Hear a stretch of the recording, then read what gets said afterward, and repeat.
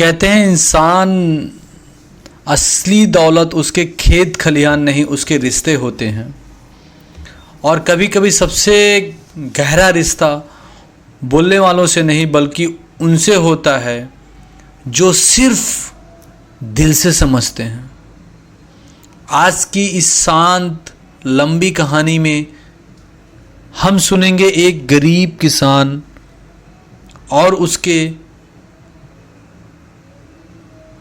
उसकी पत्नी और उनके वफादार बैल की अनोखी दास्तान।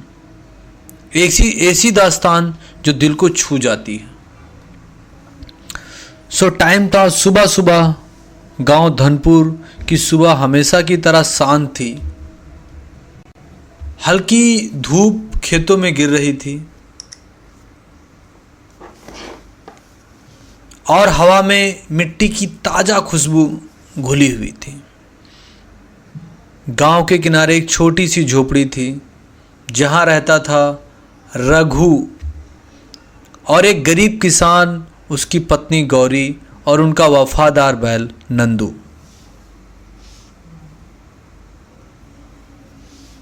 रघु के पास जमीन कम थी, पैसे भी कम थे, पर दिल बहुत बड़ा था उसका। हर सुबह रघु नंदू के सिर पर हाथ फेरता और कहता, चल भाई, आज भी मेहनत करनी है।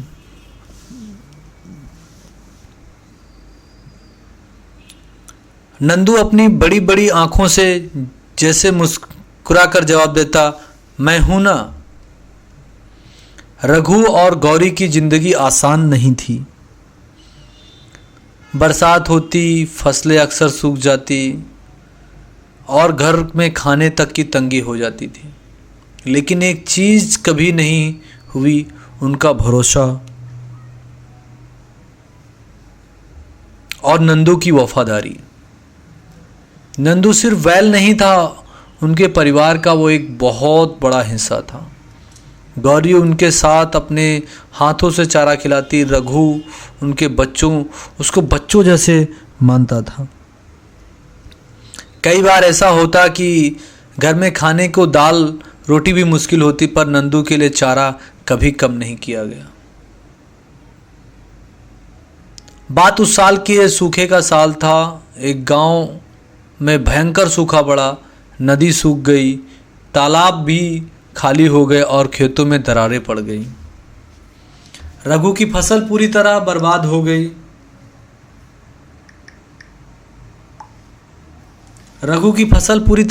हो गई। गांव में पैसे नहीं थे बचे। गौरी की आंखों में चिंता थी, पर वह रघु को हिम्मत देती रही। लेकिन सबसे बड़ा सवाल था, नंदू को कैसे खिलाएं? उसके बिना खेत कैसे चलेंगे और उनके बिना घर कैसे चलेगा?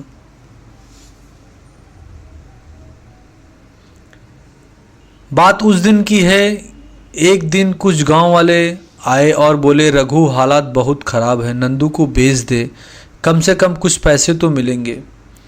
रघु के दिल पर जैसे किसी ने पत्थर रख दिया। नंदू को बेचना, जिसने सालों तक उसके साथ खेत जोते, कभी शिकायत नहीं की, उसने भूख में भी काम किया। रघु ने धीरे से कहा, नंदू बिकाऊ नहीं है। गांव के लोग सब हंस पड़े।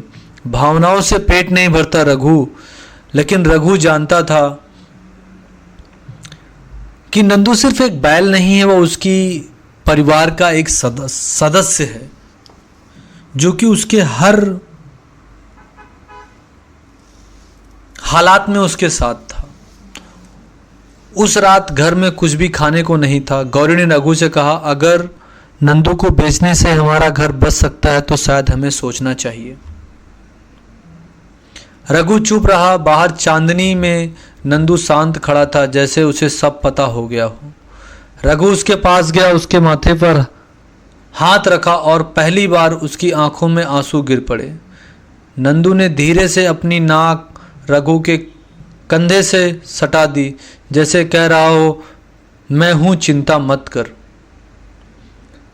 अगली सुबह गांव में खबर फैली, गांव के कस्बे में सरकार की तरफ से सूखे प्रभावित किसानों को मदद मिल रही है। रघु भी लाइन में लगा। घंटों इंतज़ार के बाद उसे कुछ पैसे मिले, कुछ बीज मिले और थोड़ी सी उम्मीद मिली। रघु घर लौटा, गौरी की आंखों में चमक आ गई और नंदू जिसे खुशी से उछल पड़ा। रघु ने खेतों में काम करना शुरू किया।